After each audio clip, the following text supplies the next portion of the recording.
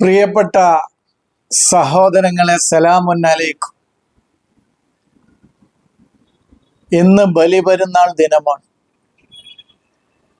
അതുകൊണ്ട് തന്നെ എൻ്റെ എല്ലാ സഹോദരീ സഹോദരങ്ങൾക്കും ബലിപെരുന്നാൾ ദിനം ആശംസകൾ നേരുന്നു. അതോടൊപ്പം തന്നെ ഇന്നത്തെ നമ്മുടെ ക്ലാസിൻ്റെ വിഷയം ബലിപെരുന്നാൾ എന്ന വിഷയമാണ് തിരഞ്ഞെടുത്തിട്ടുള്ളത്. ബലിപെരുന്നാൾ എന്നതിന് അറബിയിൽ ഈദുൽ അദ്ഹ എന്നാണ് പറഞ്ഞു വരുന്നത്. നമ്മൾ ചെറിയ പെരുന്നാൾ എന്നുള്ളതിന് ഈദ് സഗീർ എന്നാണ് ശരിക്കും പറയേണ്ടതെങ്കിലും ഈദുൽ ഫിത്തർ എന്നാണ് പറഞ്ഞു വരുന്നത് എന്നും, എന്നാൽ ഈദുൽ ഫിത്തർ എന്ന് ഒറ്റ ആ രൂപത്തിലൊരു വാക്ക് മുസ്ഹഫിൽ ഇല്ല എന്നും, എന്നാൽ എന്താണ് ഈദുൽ ഫിത്തർ എന്ന് പറഞ്ഞതിൻ്റെ ആശയപരമായ വൈജ്ഞാനികമായ തലം എന്നുള്ളതും നമ്മൾ പരിശോധിക്കേണ്ടായി. ചെറിയ പെരുന്നാളുമായി ബന്ധപ്പെട്ട്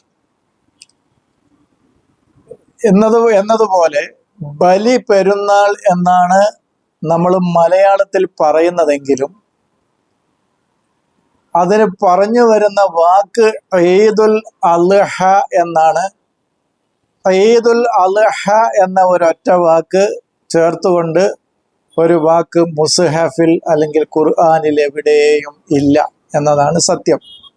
അങ്ങനെ ഒരു വാക്ക് മുസ്ഹഫിൽ ഇല്ല. ഈദുമായി ബന്ധപ്പെട്ട് അതിൻ്റെ വ്യത്യസ്ത തലങ്ങൾ നമ്മൾ സംസാരിക്കേണ്ടായി. ഈദ് എന്ന ഒറ്റ വാക്ക് വന്നിട്ടുണ്ട്. അതുപോലെ തന്നെ തൽഹ എന്ന് വന്നിട്ടുണ്ട്, ലുഹ എന്ന് വന്നിട്ടുണ്ട്. ഉലുഹിയത്ത് എന്ന വാക്ക് വന്നിട്ടില്ല. മുസ്ഹഫിലോ അതല്ലെങ്കിൽ ഖുർആനിൽ എവിടെയും വന്നിട്ടില്ല. ഉലുഹിയത്ത് എന്ന വാക്ക് വന്നിട്ടില്ല. അപ്പോൾ ഈദ് എന്ന വാക്ക് വന്നിട്ടുണ്ട്, ആദ എന്ന വാക്ക് വന്നിട്ടുണ്ട്, ആദ് എന്ന വാക്ക് വന്നിട്ടുണ്ട്, ആയിദൂൻ എന്ന വാക്ക് വന്നിട്ടുണ്ട്, സനുഈദു എന്ന് വന്നിട്ടുണ്ട്. ഇങ്ങനെയൊക്കെ വന്നിട്ടുണ്ട്. ആ ഈദ് എന്ന വാക്കുമായി പദവുമായി ബന്ധപ്പെട്ട് വിശദമായി നമ്മൾ ഈദുൽ ഫിത്തർ എന്ന വാക്ക്, ചെറിയ പെരുന്നാൾ എന്ന വാക്ക് പരിശോധിച്ചപ്പോൾ, ആ വിഷയം പറഞ്ഞപ്പോൾ നമ്മൾ സവിസ്തരം വിശദീകരിച്ചിട്ടുണ്ട്. അതിന് ആഘോഷം അല്ലെങ്കിൽ പെരുന്നാൾ എന്നതിന് അർത്ഥമില്ല എന്ന് നമ്മൾ പറഞ്ഞു. മുസ്ഹഫിലില്ല എന്നാണ് നമ്മൾ പറയണത്. ഇപ്പൊ മആദ് എന്ന് വന്നിട്ടുണ്ട്, ഈദ് വന്നിട്ടുണ്ട്, സനുഈദു എന്ന് വന്നിട്ടുണ്ട്, ആദ എന്ന് വന്നിട്ടുണ്ട്, ആദ് എന്ന് നൗണായിട്ട് വന്നിട്ടുണ്ട്. 60-ലധികം സ്ഥലങ്ങളിൽ വന്നിട്ടുണ്ട് ഇതിൻ്റെ വ്യത്യസ്ത പദങ്ങൾ എന്ന് നമ്മൾ പറയേണ്ടായി. അന്ന് നമ്മൾ അതിന് പറഞ്ഞ അർത്ഥം തിരിച്ചു പോവുക, മടങ്ങിപ്പോവുക, പുനഃസ്ഥാപിക്കുക എന്നൊക്കെയാണ് അതിൻ്റെ അർത്ഥം എന്നുള്ളത് നമ്മൾ പറയണ്ടായി. ഒരിക്കലും അതിന് ആഘോഷം, പെരുന്നാൾ എന്നർത്ഥമല്ല എന്ന് നമ്മൾ പറഞ്ഞു. മനുഷ്യന്റെ ശുദ്ധ പ്രകൃതിയിലേക്ക്, അവന്റെ ഫിത്രത്തുള്ളയിലേക്കുള്ള മനുഷ്യന്റെ തിരിച്ചുപോക്കാണ് ഈദുൽ ഫിത്തർ എന്ന് നമ്മൾ വിശദീകരിക്കേണ്ടായി. എന്നാൽ ഈദുൽ അദ്ഹ എന്ന് വന്ന എവിടേക്കുള്ള തിരിച്ചുപോക്കാണത് എന്നുള്ളതാണ് നമ്മളിവിടെ പറയാൻ പോകുന്നത്. അദ്ഹ എന്ന് പറഞ്ഞ ബലി കൊടുക്കുക എന്ന് മുസ്ഹഫിലില്ല. ലുഹക്കോ, ലാ, ഹ, വാവ്, ഈ 3 അക്ഷരാണ്. ലഹവ്, ലുഹ, തജ്മഉ നാസു ഫി ലുഹ എന്ന് പറയുന്നുണ്ട്. ഇന്നക ലാ തൽമഉ ഫീഹ വലാ തൽഹ എന്ന് പറയുന്നുണ്ട്. ഇങ്ങനെ ഈ ലാ, ഹ, വാവ് എന്ന ഈ 3 അക്ഷരത്തിൽ നിന്ന് ഉത്ഭൂതമായ, അതിൽ നിന്ന് വ്യത്യസ്ത വാക്കുകൾ ഖുർആനിൽ ഉപയോഗിച്ചിട്ടുണ്ട്. പക്ഷെ ഒരു സ്ഥലത്ത് പോലും ഖുർആനില്, മുസ്ഹഫില് ബലി അറുക്കുക എന്ന അർത്ഥത്തിൽ ആ വാക്ക് വന്നിട്ടില്ല. പിന്നെ എവിടെ നിന്ന് ഈദുൽ അദ്ഹ, ബലി കൊടുക്കുന്ന ആഘോഷം എന്ന് എങ്ങനെ വന്നു എന്ന് എനിക്കറിയില്ല. മുസാഫിൽ ഖുർആനിൽ അതില്ല. അതാണ് അതിനെക്കുറിച്ച് ആമുഖമായി സൂചിപ്പിക്കാനുള്ളത്. എന്നാ ഭാഷയിലുണ്ടോ? ഭാഷയിൽ ലഹ എന്ന് പറഞ്ഞാൽ ബലി കൊടുക്കുക എന്നർത്ഥമുണ്ട്. ലഹ, സ്വാദ് ലാദ് ഹ, രണ്ട് ഹ, പിന്നെ ലഹ, ഫഅല എന്ന ബാബിലേക്ക് വരുമ്പോൾ ലഹ എന്ന് പറയുമ്പോൾ ബലി കൊടുക്കുക എന്നർത്ഥമുണ്ട്. പക്ഷെ അതും തന്നെ അറുത്ത് കൊടുക്കുക ബലി എന്നുള്ളത് തന്നെ അല്ല ആ വാക്ക് ഉപയോഗിക്കാറുള്ളത്. നമ്മൾ ഒരു മൃഗത്തെയോ ഒരു മനുഷ്യനെയോ ഒക്കെ ബലി അറുക്കുന്നതിനെ അല്ല ആ ലഹ എന്ന് ബലി എന്ന അർത്ഥമുണ്ടെങ്കിൽ പോലും ഉപയോഗിക്കുന്നത് എന്നാണ് ഞാൻ പറഞ്ഞത്. പ്രത്യേകം ശ്രദ്ധിക്കണം. ലഹ എന്ന് പറഞ്ഞാൽ ബലി കൊടുത്തു എന്ന് പിന്നെ എന്താണ് മാഷ് പറഞ്ഞത്? പറഞ്ഞാൽ ഒരു മനുഷ്യൻ തൻ്റെ ജീവിതം ഒരു പ്രസ്ഥാനത്തിന്, ഒരു ആശയത്തിന്, അല്ലെങ്കിൽ ഒരു ദേശത്തിന്, ഒരു തത്വശാസ്ത്രത്തിന്, അല്ലെങ്കിൽ ഒരു ജനതയുടെ വിമോചനത്തിന് വേണ്ടിയൊക്കെ ജീവാർപ്പണവും അതിനുവേണ്ടി പരിശ്രമവും അധ്വാനവും കഠിനാധ്വാനവും ചെയ്യുന്നതിനാണ് ലഹ എന്ന് വാക്ക് ഉപയോഗിക്കാറുള്ളത്. ഞാനൊക്കെ അറബി അധ്യാപകനായിരുന്നു. പിരിയുന്നതിന് 2-3 വർഷം മുമ്പ് ഞങ്ങൾ 10ാം ക്ലാസ്സിലെ പുസ്തകം വേറെ പുസ്തകമായി മാറി. ആ മാറുന്നതിന് മുമ്പുള്ള പുസ്തകത്തിൽ ഈ വാക്ക് ലഹ എന്നുള്ള പദം പഠിപ്പിക്കാൻ ഉണ്ടായിരുന്നു കുട്ടികൾക്ക്. അതിന് ഉദാഹരണം പറഞ്ഞത് ലഹ മഹാത്മാഗാന്ധി ഹയാത്തഹു ലിൽ വതനി എന്നാണ്. ഗാന്ധിജി തൻ്റെ ജീവിതം വതൻ, രാജ്യത്തിന് ബലി കൊടുത്തു എന്ന് പറഞ്ഞാൽ അദ്ദേഹം ആ ജീവിതം മുഴുവൻ ഈ രാജ്യത്തിൻ്റെ മോചനത്തിനു വേണ്ടി പരിശ്രമിച്ചു, കഠിനാധ്വാനം ചെയ്തു, അതിനുവേണ്ടി സമർപ്പിച്ചു എന്നാണ് അതിൻ്റെ അർത്ഥം. അല്ലാതെ അറുത്തു കൊടുത്തു എന്നുള്ള അർത്ഥത്തിനല്ല. ഇപ്പൊ പറഞ്ഞത് ഞാൻ മനസ്സിലായപ്പോ മുസ്ഹഫിലില്ല, നീ ഭാഷയില്ല വാക്ക് ലഹ എന്ന് ബലി കൊടുക്കുക എന്നതിനുണ്ടെങ്കിൽ തന്നെയും അത് അറുത്തു കൊടുക്കുക എന്ന അർത്ഥത്തിനല്ല, മറിച്ച് ജീവാർപ്പണം നടത്തുക, അതിനുവേണ്ടി തൻ്റെ ജീവിതം മുഴുവനായിട്ടും സമർപ്പിക്കുക എന്നൊക്കെയാണ് അതിൻ്റെ അർത്ഥം എന്നാണ് ഞാൻ സൂചിപ്പിച്ചത്. ഇനി അതിന് തന്നെ ലഹ എന്നുള്ളതിൻ്റെ തന്നെ മസ്തറായിട്ട് വരികയാണെങ്കിൽ ഉലുഹിയത്ത് എന്നല്ല, മറിച്ച് തെലുഹിയത്ത് എന്നാണ് വരിക. ഭാഷ അറിയുന്ന മഹാജ്ഞാനികളായ പണ്ഡിതന്മാരോട് ചോദിക്കുക.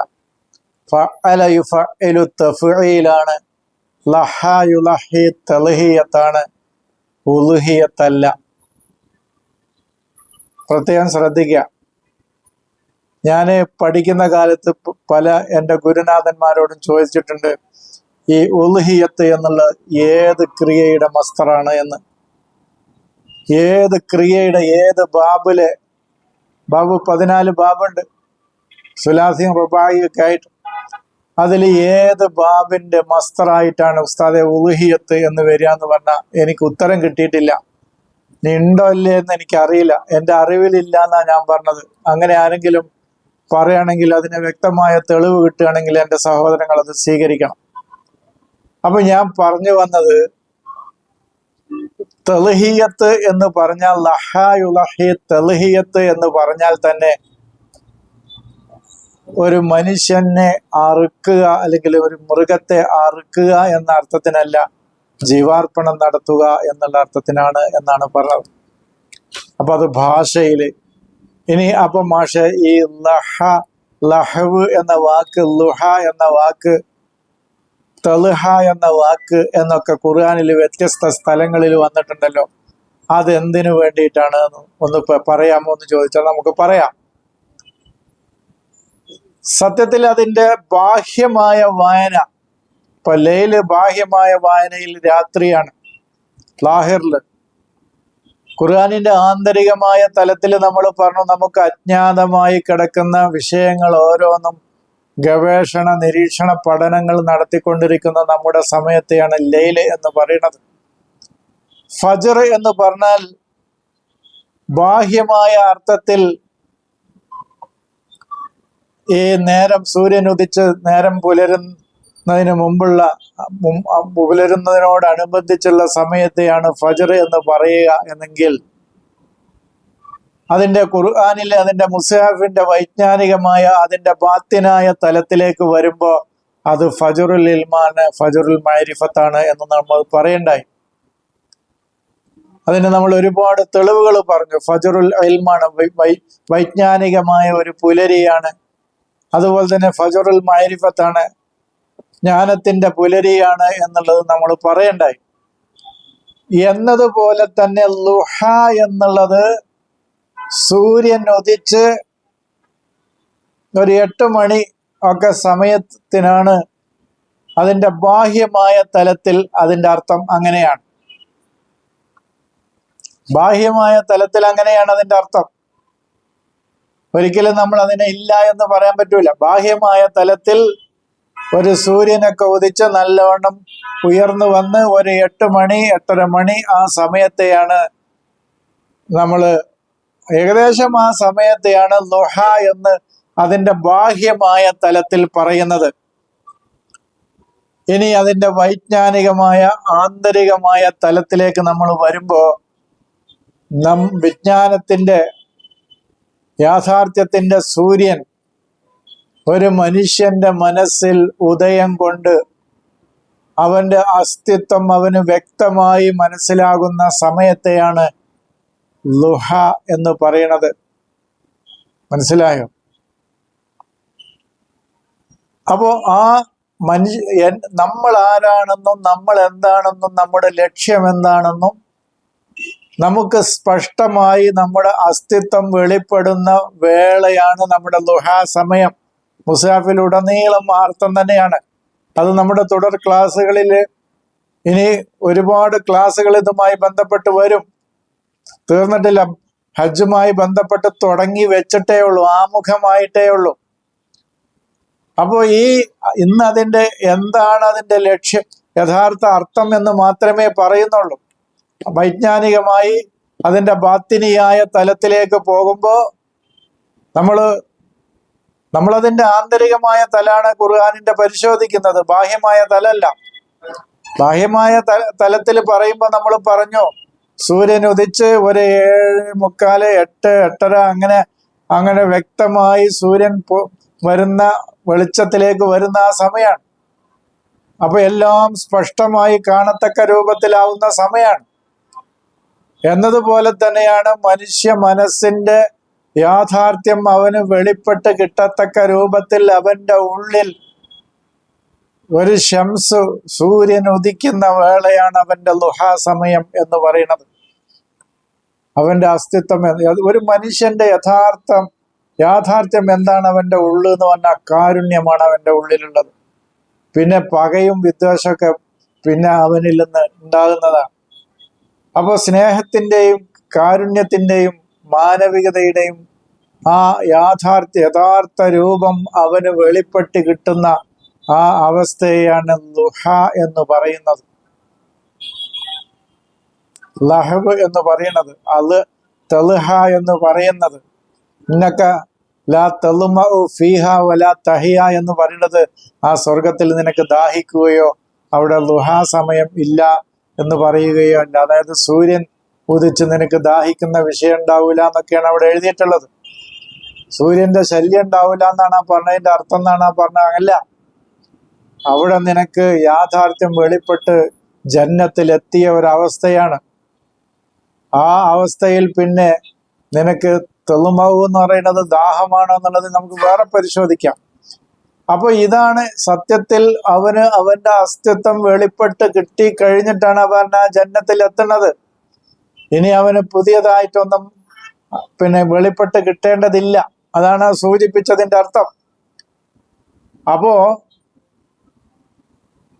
നമ്മുടെ ഉള്ളിൽ നമ്മുടെ യാഥാർത്ഥ്യം മനസ്സിന്റെ ഹക്കീക്കത്തു നഫ്സിന്റെ ഹക്കീക്കത്ത് എന്താണെന്ന് അവന് വ്യക്തമായി അതിന് പറ്റിയ സൂര്യൻ അവന്റെ ഉള്ളിൽ ഉദിച്ചുയരുമ്പോൾ അത് വ്യക്തമായി അവന് മനസ്സിലാവുകയും വെളിപ്പെടുകയും ചെയ്യുന്ന വേളയാണ്. അതിലേക്കുള്ള അവന്റെ മനുഷ്യന്റെ തിരിച്ചുപോക്കാണ് ഈദുൽ അദ്ഹ എന്ന് പറഞ്ഞാൽ. അപ്പൊ അത് ആഘോഷിക്കേണ്ടത് തന്നെയല്ലേ? ശരിക്കും ആഘോഷിക്കേണ്ടത് തന്നെയാണ്. അതിങ്ങനെയല്ല, ഒരു മൃഗത്തെ അറുത്തിട്ടല്ല എന്നർത്ഥം. അപ്പോ പിന്നെ ബലിക്ക് ഖുർആൻ ഉപയോഗിച്ച വാക്ക് പിന്നെ ഏതാണ്? ദിബ്ഹ് എന്നാണ് അതിന് പറയാൻ പറ്റുന്ന ഒരു വാക്ക്. പക്ഷെ ദിബ്ഹ് എന്താണ് എന്നുള്ളത് നമ്മൾ കുറച്ച് പരിശോധിച്ചു, ഇനി പരിശോധിക്കാൻ പോകുന്നുണ്ട്.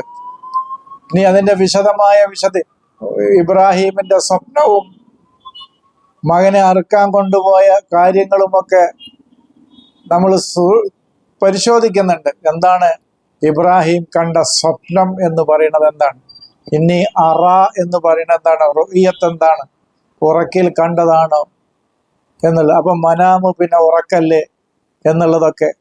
ഫദൈനാഹു ബിദിബ്ഹിൻ അളീം, ഒരു മഹാബലി ഞാൻ അതിന് പകരം കൊടുത്തു എന്ന് പറയുന്നത് ആ ദിബ്ഹ് എന്താണ് എന്നുള്ളതൊക്കെ. നമ്മൾ ദബഹ എന്ന് പറയുന്നത് നമ്മൾ പറഞ്ഞിട്ടുണ്ട്, അൽ ഖുളൂഉ, ഒരാശയത്തിന് ഒരു ജ്ഞാനത്തിന് വിധേയപ്പെടലാണ്, അല്ലെങ്കിൽ ഒരാൾക്ക് വിധേയപ്പെടലാണ് ശരിക്ക് ദബഹ എന്ന് പറഞ്ഞാൽ. അല്ലാതെ അറുക്കുക, ബലി അറുക്കുക എന്നല്ല എന്നുള്ളത് നമ്മൾ സൂചിപ്പിച്ചിട്ടുണ്ട്.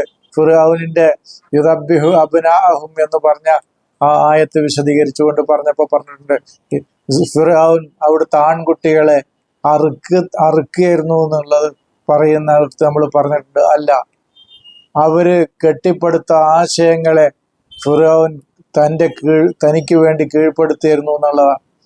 അഹങ്കാരത്തിന് വേണ്ടി ഓരോ ആളുകളും കെട്ടിപ്പടുത്ത അറിവുകൾ അഹങ്കാരത്തിന് കീഴ്പ്പെടുത്തി കൊടുത്താൽ പിന്നെ അവർക്ക് പുരോഗതിയിലേക്ക് പോകാൻ സാധിക്കൂല. നമുക്ക് പുതിയ ബിനാവ് ഉണ്ടാവൂല, പുതിയ വിജ്ഞാനത്തിന്റെ ബിനാവും ജദീദ് ഉണ്ടാവൂല. നമ്മൾ ഇതുവരെ കെട്ടിപ്പടുത്തത് അറിവുകളെ മുഴുവൻ അഹങ്കാരത്തിന് വിട്ടുകൊടുത്താൽ, നമ്മുടെ അഹന്തക്ക് കീഴ്പ്പെടുത്തി കൊടുത്താൽ പിന്നെ നമ്മളിൽ ബിനാവും ജദീദ്, പുതിയ ജ്ഞാനത്തിന്റെ പടുത്തുയർത്തൽ, കെട്ടിപ്പടുക്കൽ പിന്നെ ഉണ്ടാവൂല. അതാണ് ബിനാ എന്നുള്ളത് നമ്മൾ പറഞ്ഞിട്ടുണ്ട്. അപ്പൊ ആ ഒരു ആശയം വെച്ചുകൊണ്ട് നമുക്കിനി അത് പരിശോധിക്കാനുണ്ട്. അതുപോലെ തന്നെ വൽ ബുദന ജഅൽനാഹ എന്ന് പറഞ്ഞ ആയത്തിന് ശേഷം വരുന്ന ലൻ യനാലല്ലാഹ ലുഹൂമുഹ വലാ ദിമാഉഹ വലാകിൻ യനാലുഹു തഖ്വ എന്ന് പറയുന്നത് നമുക്ക് പരിശോധിക്കാനുണ്ട് അവിടെയൊക്കെ. അതുപോലെ തന്നെ സൂറത്ത് അൽ ബഖറയിൽ 196 വചനേ നമ്മൾ പരിശോധിച്ചിട്ടുള്ളൂ. അതിനുശേഷം ഒരു ഹജ്ജുമായി ബന്ധപ്പെട്ട നിരവധി ആയത്തുകൾ, വചനങ്ങൾ പരിശോധിക്കാനാണ്. അതാണ് ഞാൻ തുടക്കത്തിൽ പറഞ്ഞത്, ഹജ്ജിന്റെ വിഷയം ആമുഖമായിട്ടേ ഉള്ളൂ. അപ്പൊ എന്താണ് ഈദുൽ അദ്ഹ എന്ന് പറഞ്ഞാൽ? നമ്മുടെ മനസ്സിന്റെ ഹക്കീക്കത്ത് വെളിപ്പെടുന്ന ആ അവസ്ഥയിലേക്ക് നമ്മൾ തിരിച്ചു പോകലാണ്. ആ മനസ്സിന്റെ യാഥാർത്ഥ്യത്തെ അറിയുകയും അത് പുനഃസ്ഥാപിക്കുകയും അതിലേക്ക് തിരിച്ചു പോവുകയും ചെയ്യുക എന്നുള്ളതാണ്. അതാണ് ഒരു മനുഷ്യന്റെ ജീവിതത്തിലെ രണ്ടാഘോഷങ്ങൾ. ഒന്ന് ശുദ്ധമായ അവന്റെ പ്രകൃതിയിലേക്കുള്ള തിരിച്ചുപോക്കും. ആ ശുദ്ധ പ്രകൃതിയിലേക്കുള്ള തിരിച്ചുപോക്കോടുകൂടി അവന്റെ മനസ്സിന്റെ യാഥാർത്ഥ്യം എന്താണെന്ന് അവന് വെളിപ്പെട്ട് കിട്ടുന്ന അതിലേക്കുള്ള അവന്റെ തിരിച്ചുപോക്കും. ഈ രണ്ടാഘോഷങ്ങളാണ് ഒരു മുഅ്മിനിനെ സംബന്ധിച്ചുള്ളത്. അതതിൻ്റെ വൈജ്ഞാനികമായ തലമാണ് ഞാൻ പറഞ്ഞത്.